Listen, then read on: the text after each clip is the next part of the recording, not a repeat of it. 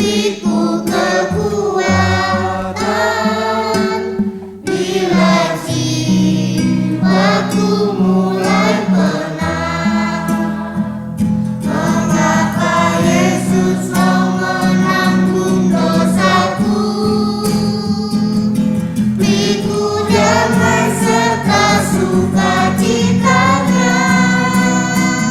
Mengapa Dia mau melindungiku?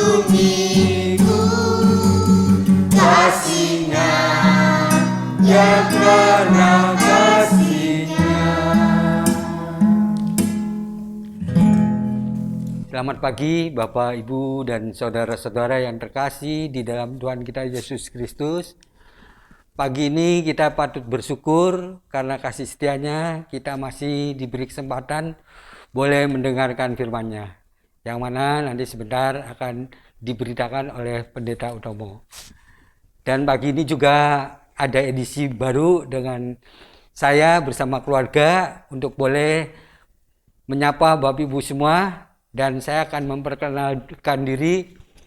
Saya Felix Sugiono dan juga istri saya Ibu Wiwin dan anak saya yang laki David Christian serta istrinya Lisa. Dan ini anak saya yang perempuan yang kedua. Kemudian suaminya Iwan. Dan cucu saya yang pertama ini Daniel Uki Christian. Kemudian cucu saya yang kedua Jilio Krisna Kalani. Dan cucu saya yang ketiga Laina Queen Christian. Demikian Bapak Ibu perkenalan dari saya. Dan sebentar lagi kita akan berdoa. Nanti akan dipimpin oleh cucu saya Daniel. Mari kita berdoa. Bapa di surga, terima kasih untuk pagi ini di mana kami semua diberi kesempatan untuk mendengarkan firman-Mu yang akan disampaikan oleh Pendeta Utomo. Kiranya menjadi kekuatan bagi iman percaya kami kepadamu. Dalam nama Tuhan Yesus Kristus, doa ini kami panjatkan. Haleluya, amin. Amin. Hikmat pagi pada hari ini dengan tema baik hati. Firman yang mendasari dari Matius pasal 9 ayat 35 sampai 38, tapi kita fokus pada ayat 36 yang berbunyi demikian. Melihat orang banyak itu, tergeraklah hati Yesus oleh belas kasihan kepada mereka, karena mereka lelah dan terlantar seperti domba yang tidak bergembala. Demikianlah firman Tuhan. Syukur kepada Allah. Selamat pagi saudara-saudara yang dikasihi Tuhan. Lauryn Hill adalah seorang perempuan berumur 81 tahun. Selama 16 tahun terakhir, ia telah menolong hampir 600 bayi untuk bisa lepas dari ketergantungan obat bius. Para bayi malang itu dilahirkan oleh ibu-ibu pecandu obat bius, sehingga akhirnya mereka pun turut kecanduan obat bius sejak dalam kandungan. Bayi-bayi itu selalu gemetar, muntah-muntah, dan ingusan terus-menerus, disertai diare. Dibutuhkan waktu perawatan intensif selama 4-6 minggu agar mereka bebas dari pengaruh bius. Lauryn Hill memulai pelayanan di rumahnya dengan menggunakan uangnya sendiri. Bukan hanya uangnya yang harus digunakan untuk menolong mereka, kadangkala dia juga harus menghabiskan tenaga dan waktu untuk merawat. Sebab seringkali terdapat 20 bayi sekaligus hingga rumahnya penuh sesak. Hill tidak memiliki hubungan kekerabatan dengan bayi-bayi yang dirawat. Hill juga tidak mendapat bayaran sepeser pun. Belas kasihnya muncul ketika dia melihat bayi-bayi itu. Ketika ditanya alasannya, mau memberi waktu, tenaga, dan uang untuk bayi-bayi itu, jawaban Hill sederhana. Bagi Hill, bayi-bayi itu mengulurkan tangan, ingin memelukmu dalam penderitaan dan tangis, dan yang bisa Anda lakukan hanyalah memeluk dan mencintainya. Bayi-bayi yang kecanduan juga sama seperti bayi-bayi lain, mereka butuh cinta yang besar. Hill ingin menaruh cinta pada ciptaan Allah yang menderita. Saudara-saudara yang diberkati Tuhan, lama Hill menjalani pelayanannya seorang diri.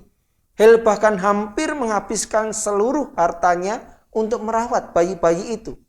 Ketika Presiden Ronald Reagan tahu akan pelayanannya, barulah ada cukup banyak sumbangan materi dan staf perawat. Kasih memang menjadi dasar hidup Yesus di dunia. Ada banyak kesaksian para penulis Injil yang mengisahkan betapa sering Yesus berbelas kasih melihat penderitaan hidup manusia. Misalnya kisah dalam Matius 9 ayat 35 sampai 38 yang kita renungkan pagi ini. Dikisahkan tentang perjalanan Yesus di sebuah kota. Di situ ia berjumpa dengan banyak orang yang memang sudah mengharapkan pertolongan dari Yesus. Ada banyak orang sakit dan mengalami kelemahan hidup. Bagi mereka, Yesus adalah harapan untuk lepas dari penderitaan itu. Tergeraklah hati Yesus oleh belas kasihan kepada mereka. Maka Yesus menolong mereka. Kasih Yesus berlimpah bagi manusia. Semua bersumber dari kebaikan hatinya. Tiada manusia yang lebih baik hati selain Yesus yang mau memberikan nyawanya untuk menolong manusia. Kasih Yesus itu pun tidak pernah terbatas. Semua manusia layak mendapatkan kebaikan hatinya. Ia tidak memandang siapa kita sebab hatinya telah tergerak oleh belas kasihan. Saudara-saudara yang dikasihi Tuhan, Lauren Hale mau meneladani kebaikan hati Yesus. Hale memberikan materi dan waktu bagi bayi-bayi yang menderita tanpa memandang latar belakang para bayi. Hale tidak pernah mendapatkan keuntungan dari tindakannya. Ia hanya berharap agar bayi-bayi itu menjadi murid Kristus karena mereka sudah diselamatkan di dalam Dia.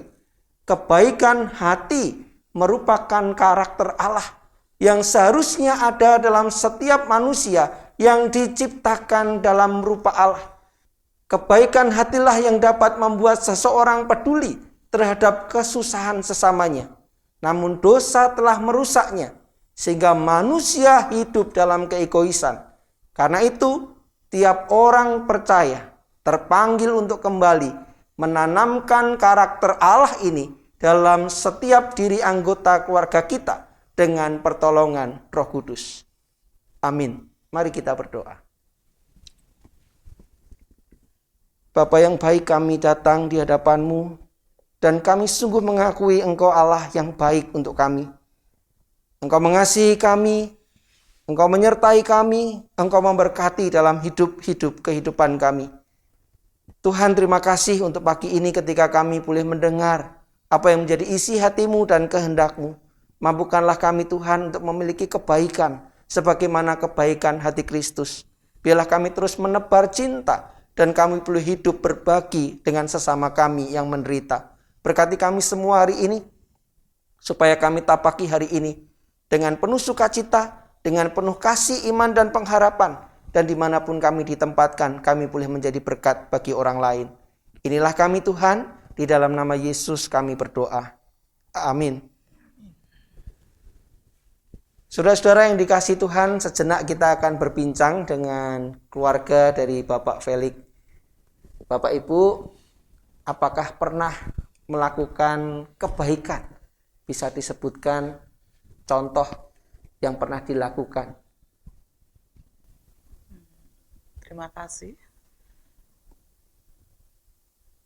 Kebaikan yang sudah kami lakukan, entah itu baik apa tidak, tapi pada awalnya kami tidak menganggap itu perbuatan baik karena waktu itu pagi-pagi sekali jam 4:30 tiba-tiba kami itu diketuk pintunya sama ada tamu masuk. Terus saya sama Pak Felix tuh bingung, ada siapa pagi-pagi kok ada tamu gitu. Ternyata setelah dibuka itu ada seorang perempuan hamil dengan membawa anak kecil. Dia mau minta tolong, katanya dia mau numpang di rumah saya karena dia sedang kebingungan bertengkar dengan suaminya. Mau tidak ada tempat karena dia dari Jakarta langsung menuju rumah saya. Yang saya heran, saya tidak kenal sama orang itu, saya tidak tahu. Tapi karena mungkin rasa belas kasihan kami, karena bawa anak kecil dengan perut besar, bawa tas besar, akhirnya kami mengizinkan dia untuk boleh tinggal di tempat saya sementara hingga dia mau melahirkan. Waktu dia hamil sekitar 6 bulanan, terus mau melahirkan, dia pamit pulang, dan akhirnya dia bisa rujuk kembali sama suaminya. Itu yang bisa saya sampaikan, Pak Bu. Terima kasih Ibu. Satu kisah yang nyata, kebaikan hati dari keluarga Bapak Ibu Felix. Kalau begitu saya mau menanya ini, sebenarnya motivasi ketika melakukan kebaikan itu apa? Kalau sebetulnya motivasi ini ya mungkin saya ikut-ikut orang tua yang dulu sering melakukan kebaikan terhadap siapapun. Dan saya juga mengikutinya. Kemudian saya mengenal Tuhan Yesus lebih-lebih lagi. Saya juga menyadari bahwa Tuhan Yesus sendiri sudah mau berkorban untuk memberikan nyawanya menebus kita orang-orang berdosa. Maka motivasi itu juga terus akan kami lakukan sebaik-baiknya, sebisa-bisanya. Hal itu juga bukan berarti saya ingin menunjukkan bahwa saya mampu, tapi setidaknya saya ikut untuk Tuhan Yesus juga ada di dalam hati saya, boleh melakukan segala kebaikannya dengan sungguh hati, dan dengan keinginan ini juga bisa memberikan teladan bagi anak-anak dan cucu saya. Itu saja, Pak. Baik, terima kasih Bapak Ibu Felix dan segenap keluarga. Kebaikan hati adalah karakter Allah yang ada di dalam hidup kita. Dan saat ini saudara-saudara, ada banyak orang yang membutuhkan kebaikan hati. Bila kita menjadi bagian dari mitra-mitra Tuhan untuk menyatakan kebaikan di tengah dunia. Selamat berkarya, selamat menikmati kasih setia Tuhan. Tuhan memberkati kita semua.